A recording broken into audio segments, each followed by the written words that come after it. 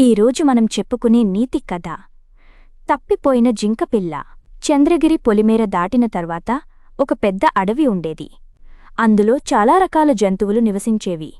ఒకరోజు ఒక జింక దాని బిడ్డను తీసుకుని ఆహార సేకరణకు వెళ్ళింది. అలా నడుస్తూ ఉండగా జింకపిల్లకు సీతాకోకచిలుకలు కనిపించడంతో వాటి వెంట పరిగెత్తి దారి తప్పిపోయింది. కాసేపటికి వెనక్కి తిరిగి చూసిన తల్లి జింక దాని బిడ్డ కనిపించకపోవడంతో కంగారు పడిపోయింది. చాలాసేపు వెతికినా ప్రయోజనం లేకపోవడంతో ఒకచోటి ఏడుస్తూ కూర్చుంది. అది చూసిన కోతి వివరాలు కనుక్కుంది. ఇక రెండూ కలిసి జింకపిల్ల కోసం అడవంతా గాలించడం మొదలుపెట్టాయి.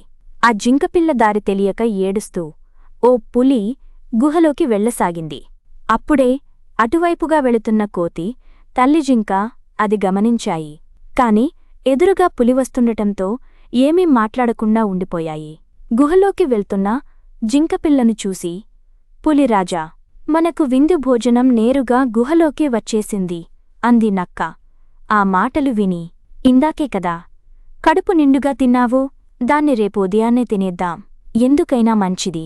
ఆ జింకపిల్ల బయటికి పారిపోకుండా కాపలా ఉండు అని చెప్పి నిద్రపోయింది పులి.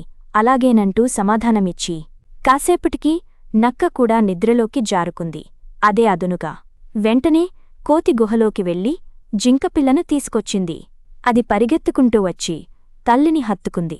బయటికి వచ్చినప్పుడు చాలా జాగ్రత్తగా ఉండాలి. అమ్మ లేకపోతే ఇంకెవరైనా పెద్దవాళ్ల వెంటే ఉండాలి. పొరపాటున ఇలా దారి తప్పిపోతే చాలా ప్రమాదం జరుగుతుంది. మేము సమయానికి వచ్చాం కాబట్టి సరిపోయింది.